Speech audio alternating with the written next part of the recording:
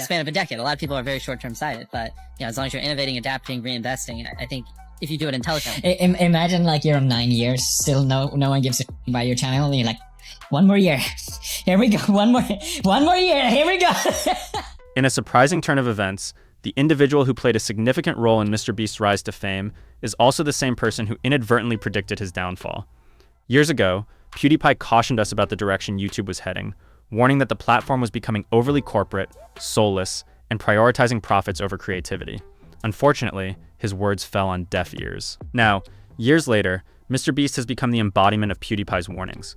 The same person who once stood outside in the freezing cold, enthusiastically shouting, "Subscribe to PewDiePie," ultimately built a machine that perpetuates the very issues PewDiePie was trying to highlight. To understand how this came to be, let's take a step back to 2019, when YouTube was gripped by the epic storyline of PewDiePie V's T-Series. This was more than just a battle for subscribers. It was a clash between a creator and a corporation, with the soul of YouTube hanging in the balance. During this time, a younger and more ambitious creator, Jimmy, also known as MrBeast, stood alongside PewDiePie, holding up billboards and investing thousands of dollars in support of the cause. He was the ultimate fanboy, driven by a desire to keep the platform in the hands of genuine creators. The narrative was clear. PewDiePie was the king, MrBeast was the loyal knight, and T-Series was the villainous empire churning out an overwhelming amount of content. However, in the years that followed, a significant shift occurred. MrBeast not only surpassed T-Series numbers, but also adopted a similar approach, prioritizing mass production, endless funding, and a large team of writers, editors, animators, and business executives. This transformation effectively turned YouTube into a Hollywood 2.0, where creativity was often secondary to profit. PewDiePie's old warning, once dismissed as nostalgia, began to sound more like a prophecy. His era was marked by chaos, randomness, and a genuine human touch. He could create content that was unconventional, yet it would still resonate with millions of viewers. The PewDiePie of old, with his unbridled energy and unpredictability, seems like a distant memory now. If you enjoy celebrity drama, scandals, and the biggest stories on the internet, make sure to subscribe to the Fame Insider and never miss the next viral controversy. In the early days of YouTube, it wasn't about producing flawless content, but rather about showcasing a fun and engaging personality. However, with the rise of creators like MrBeast, the platform has undergone a significant transformation. Today, YouTube is all about cinematic quality, perfection, and optimization. Every aspect, from thumbnails to individual frames, is carefully engineered to maximize viewer retention. The result is a platform that resembles a TV show more than the YouTube of old. Ironically, this shift has created an environment where only large corporations can truly compete, a phenomenon that PewDiePie predicted years ago. Over a span of a decade, a lot of people are very short-term sighted, but as long as you're innovating, adapting, reinvesting, I think if you do it intelligently. Imagine like you're on 9 years, still no one gives a shit about your channel, and you're like, one more year, here we go, one more year, here we go. But MrBeast told me I gotta innovate and I gotta be intelligent. Oh, my life has passed before me. I'm gonna die alone. I'm so close. One more year. In a scathing critique, it was argued that the algorithm-driven platform had transformed content creation into a factory-like process, prioritizing those who could invest the most over those who could produce the highest quality content. This notion was exemplified by the statement that MrBeast didn't break YouTube, but rather industrialized it. A prime example of this phenomenon is the controversy surrounding Lunchly, which PewDiePie publicly called out. As previously discussed, Lunchly was not a genuine product, but rather a brand-driven cash grab masquerading as a healthy lunch option. The launch, which took place in late 2023, was a collaboration between MrBeast, KSI, and Logan Paul, aiming to create a rival to Lunchables. However, upon opening the boxes, consumers were met with moldy cheese, slimy meat, and unexplained green fuzz growing inside the unopened kits. The internet quickly turned on the creators, with PewDiePie, alongside Dan TDM, expressing his opinion on the matter, stating that it was clear the creators weren't genuine parents, as they would not feed their children such low-quality food. Yeah, I only found out about it yesterday. Like, you can tell none of them are parents, because you should not feed your kids that garbage. Like, what the fuck? Like, that meal is so tiny. It looks like it's enough for Björn, maybe. And he's 1.5 years. Like, no. Who's it for? I don't get it. Is it a snack? Is it a meal? Very confused by it. PewDiePie makes a valid point, stating that the amount in question wouldn't even be enough to feed his 1-year-old son. What's interesting is that PewDiePie claimed these individuals clearly don't have kids. However, that's not entirely accurate. Logan Paul, for instance, is a father. And notably, he used his newborn baby as a means to promote his brand, sparking a different kind of conversation altogether. Maybe I should. Show her to the world, She's here. Here's our baby. Brand new to the world. Here we go. Lunchly has officially hit store shelves. In a notable move, he took to promoting the product, possibly in conjunction with Prime, even as his girlfriend was in the process of giving birth.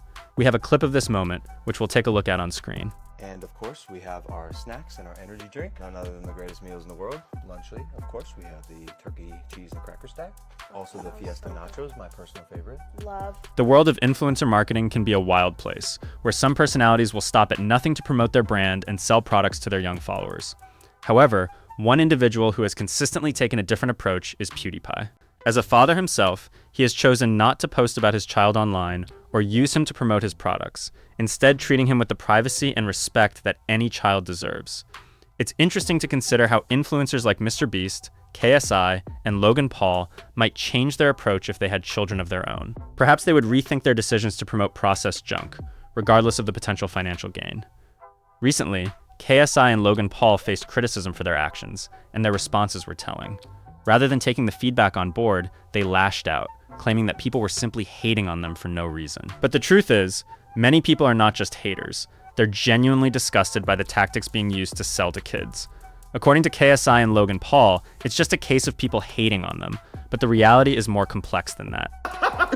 That's it. People just hate us. And I've come to realize now in my adult life that hate really is just a feeling of one's own inadequacy. You're dissatisfied with your life, you're unhappy, you're angry because your wife left you, or you suck. You might as well go hate on a cracker stack. Instead of addressing the escalating concerns, they doubled down, proudly posting clips bragging about generating hundreds of millions in sales. They simply laughed off the criticism, appearing too rich to care, even amidst accusations of literally poisoning children. This stands in stark contrast to PewDiePie's typical response to controversy, always calm, honest, and often self-deprecating. He never sought refuge behind his wealth or played the victim. Instead, he simply accepted his missteps and moved forward. Meanwhile, MrBeast's team, it's argued, treats any criticism as sacrilege, as if questioning a product is a direct attack on a charitable endeavor. This, many say, highlights the vast difference between old YouTube and the new YouTube landscape.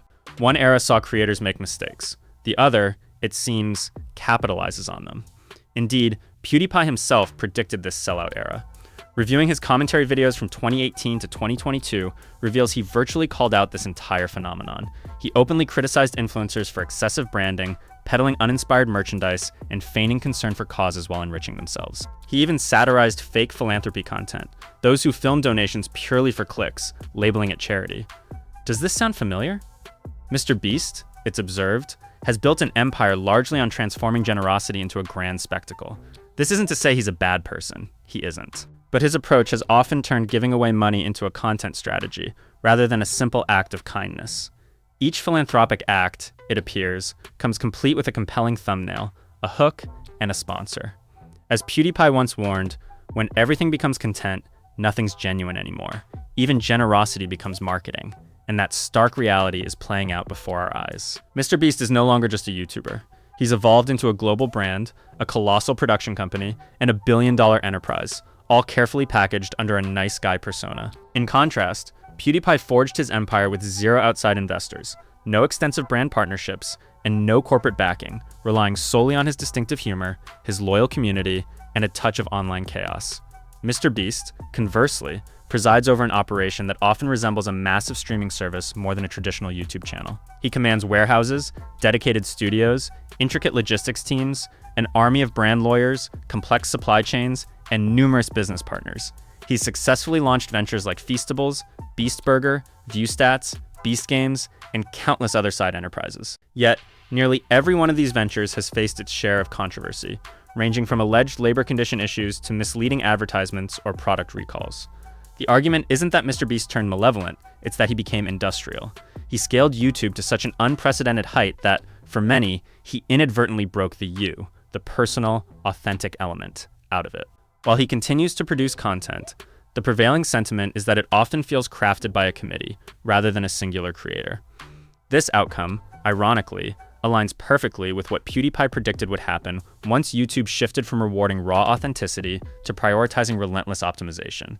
Even fellow creator Jacksepticeye voiced this sentiment. During a lie detector segment with Tommy Innit, he openly stated his dislike for how MrBeast has, in his view, transformed YouTube into a rigid formula, expressing a longing for its lost authenticity. Do you like MrBeast? No. Jack, do you think MrBeast ruined YouTube? Yes. Now, in all honesty, Jack, why? Because it became more about views, money, and popularity than it did about having fun.